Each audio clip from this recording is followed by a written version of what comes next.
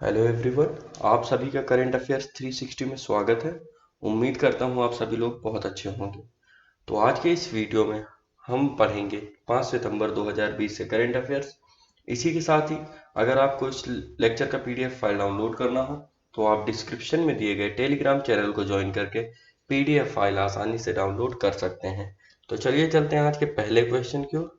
तो पहला क्वेश्चन है, अंतरराष्ट्रीय चैरिटी दिवस कब मनाया जाता है? When is the International Day of Charity observed? तो इसका सही जवाब है 5 सितंबर। 5 सितंबर को इंटरनेशनल डे ऑफ चैरिटी मनाया जाता है और इसको रिकॉग्नाइज किया गया था यूनाइटेड नेशन जनरल असेंबली द्वारा 2012 में। अगर बात करें इसको मनाया क्यों जाता है, तो इसको मनाने के पीछे एक मेन रीजन है, to raise awareness and provide a common platform for charity related activities all over the world for individuals, charitable, philanthropic and volunteer organization for their own purpose on the local, national, regional and international level। तो चलिए चलते हैं अगले question की ओर। हाल ही में Punjab and Sind bank के नए एमडी और सीईओ के रूप में किसे नियुक्त किया गया? Recently who has been appointed as new MD and CEO of Punjab and Sind bank? तो हाल ही में एस कृष्णन जी को पंजाब एंड सिंध बैंक के नए एमडी और सीईओ के रूप में नियुक्त किया गया है और इन्होंने रिप्लेस किया है एस हरिशंकर जी को। तो अगर बात करें पंजाब एंड सिंध बैंक के बारे में, तो इसकी स्थापना हुई थी 1908 यानी 1908 में और इसका हेडक्वार्टर है नई दिल्ली में। तो चलिए चलते हैं अगले क्वेश्चन की ओर। हाल ही में रेलवे बोर्ड के नए मुख्य कार्यकारी अधिकारी के रूप में किसे नियुक्त किया गया? Recently who has been appointed as new chief executive officer of railway board? तो हाल ही में विनोद कुमार यादव जी को रेलवे बोर्ड के नए सीईओ के रूप में नियुक्त किया गया है और यह रेलवे के इतिहास में पहली बार है कि किसी को चीफ एग्जीक्यूटिव ऑफिसर के पद पर नियुक्त किया गया है। और आपको पता होना चाहिए कि हाल ही में भारत सेंट्रल गवर्नमेंट ने रेलवे बोर्ड को नए तरीके से गठित किया था और इसी के नए सीईओ के रूप में यादव जी को चुना गया है। यादव जी के अलावा कई अन्य लोगों की भी नियुक्तियां हुई हैं, जैसे प्रदीप कुमार जी को अपॉइंट किया गया है as a member in infrastructure. PC Sharma को भी अपॉइंट किया गया है member traction and rolling stock में। पीएस मिश्रा को made member operations and business development में और मंजुला रंगराजन को अपॉइंट किया है मेंबर एज फिनेंस में। तो चलिए चलते हैं अगले क्वेश्चन की ओर। हाल ही में किस देश ने पाकिस्तान को हथियारों की आपूर्ति नहीं करने का वादा किया? Recently which country pledges not to supply arms to Pakistan? तो हाल ही में हमारे देश के रक्षा मंत्री Shri Rajnath Singh SCO defence minister की मीटिंग में के लिए रशिया गए हुए हैं और वहां पर रशिया के डिफेंस मिनिस्टर ने प्लेज करा है कि वह रशिया पाकिस्तान को हथियार नहीं सप्लाई करेगा। तो इसका सही जवाब है रशिया। तो रशिया के बारे में अगर बात करें तो रशिया की कैपिटल क्या है? रशिया की कैपिटल है मॉस्को और रशिया की करेंसी क्या है? रशियन रूबल और रशियन प्रेसिडेंट है व्लादिमीर पुतिन। तो चलिए चलते हैं अगले क्वेश्चन की ओर। हाल ही में ग्लोबल इनोवेशन इंडेक्स 2020 रैंकिंग में कौन सा देश शीर्ष पर रहा? Recently which country tops in the global innovation index 2020 rankings? तो हाल ही में ग्लोबल इनोवेशन इंडेक्स 2020 की रैंकिंग जारी हुई है और इस रैंकिंग में पहले स्थान पर टॉप किया है स्विट्जरलैंड ने। तो स्विट्जरलैंड इस रैंकिंग में पहले स्थान पर रहा है। तो अगर बात करें दूसरे पायदान पर, तो दूसरे पायदान पर इस रैंकिंग में स्वीडन रहा है और तीसरे पर यूएस और चौथे पर यूके। अगर बात करें हमारे प्यारे देश भारत की, तो भारत हमारा 48 पोजीशन पर इस बार रहा है और भारत इस रैंकिंग के अंदर पहली बार टॉप 50 में आ पाया है। अगर बात करें ग्लोबल इनोवेशन इंडेक्स 2020 की, तो इसको जारी किया गया है वर्ल्ड इंटेलेक्चुअल प्रॉपर्टी ऑर्गेनाइजेशन के द्वारा। तो चलिए चलते हैं अगर बात करें स्विट्जरलैंड के बारे में, तो स्विट्जरलैंड की कैपिटल क्या है? स्विट्जरलैंड की कैपिटल है बर्न और स्विट्जरलैंड की करेंसी क्या है? स्विट्जरलैंड की करेंसी है स्विस फ्रैंक। तो चलिए चलते हैं अगले क्वेश्चन की ओर। हाल ही में किस राज्य ने अपने विरासत स्थलों की सुरक्षा के लिए एक विधेयक पारित किया? Recently, which state has passed a bill to protect its heritage sites? तो हाल ही में अपने राज्य के अंदर की हेरिटेज साइट्स को प्रोटेक्ट करने के लिए एक बिल पास किया है असम सरकार ने। तो असम सरकार ने बिल पास किया है और इस बिल में नए प्रावधान लाए गए हैं ताकि असम के अंदर जो भी उनकी हेरिटेज साइट्स हैं उनको सुरक्षित किया जा सके। तो अगर बात करें असम की, तो असम की कैपिटल है दिसपुर। असम के गवर्नर हैं जगदीश मुखी जी और असम के सीएम हैं सर्बानंद सोनोवाल।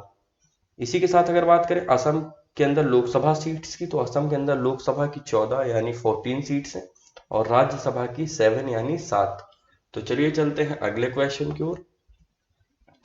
हाल ही में किस मंत्रालय ने water heroes share your stories प्रतियोगिता शुरू की? Recently which ministry has launched a water heroes share your stories contest? तो हाल ही में जल शक्ति मिनिस्ट्री ने water heroes share your stories contest को लॉन्च किया है। और इस कॉन्टेस्ट को लॉन्च करने का मेन मकसद क्या है? तो इसका मेन मकसद यही है कि लोगों में जो वाटर कंजर्वेशन है उसके प्रति जागरूकता फैलाई जा सके और इसीलिए यह कॉन्टेस्ट शुरू किया गया है ताकि इस कॉन्टेस्ट के अंदर जिन लोगों ने वाटर कंजर्वेशन की फील्ड में काम किया है वह अपनी स्टोरी लोगों तक पहुंचा सकें। और इस कॉन्टेस्ट के अंदर हर महीने एंट्री जाएंगी और हर महीने जो 10 बेस्ट एंट्री होगी उनको कैश रिवॉर्ड से भी और एक सर्टिफिकेट द्वारा सम्मानित किया जाएगा।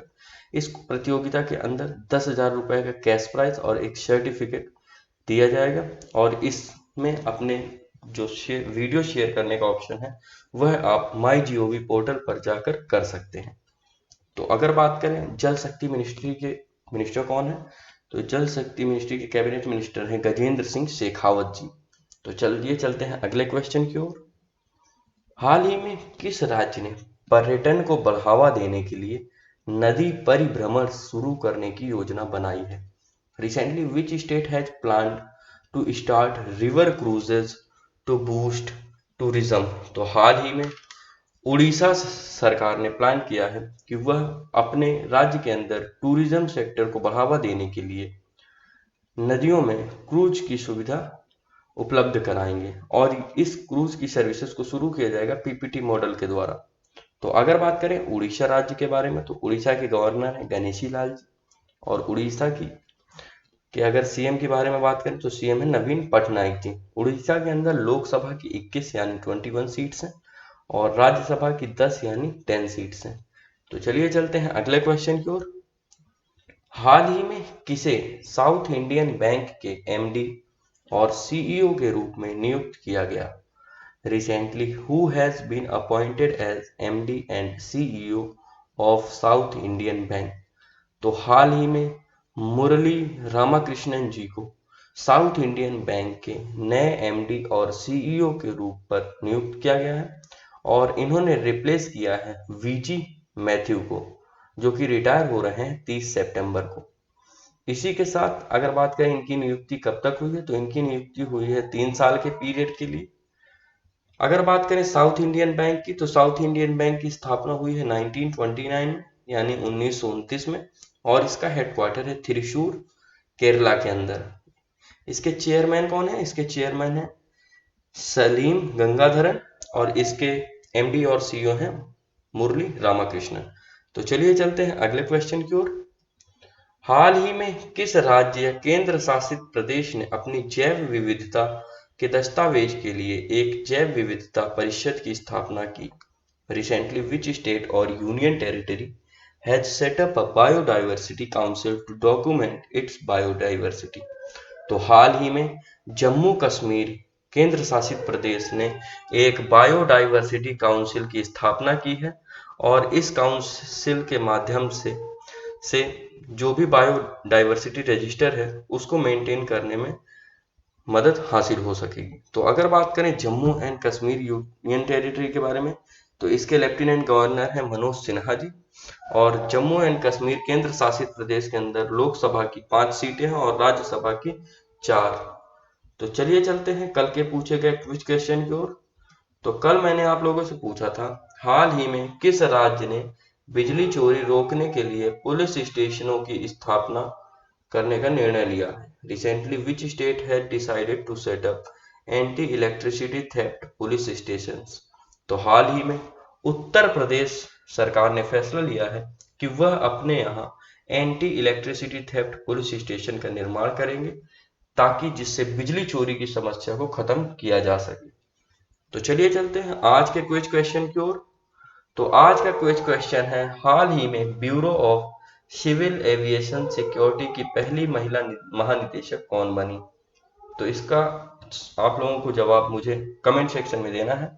इसी के साथ ही अगर आपको आज के करंट अफेयर्स वीडियो में कोई भी डाउट हो तो आप मुझसे कमेंट सेक्शन में पूछ सकते हैं। अगर आपको वीडियो पसंद आया हो तो लाइक करें, शेयर करें और चैनल को जरूर सब्सक्राइब करें, ताकि आपको रेगुलर करंट अफेयर्स वीडियो आसानी से मिलते रहें। तो चलिए मिलते हैं कल के करंट अफेयर्स वीडियो में, तब तक पढ़ते रहें। थैंक यू, धन्यवाद।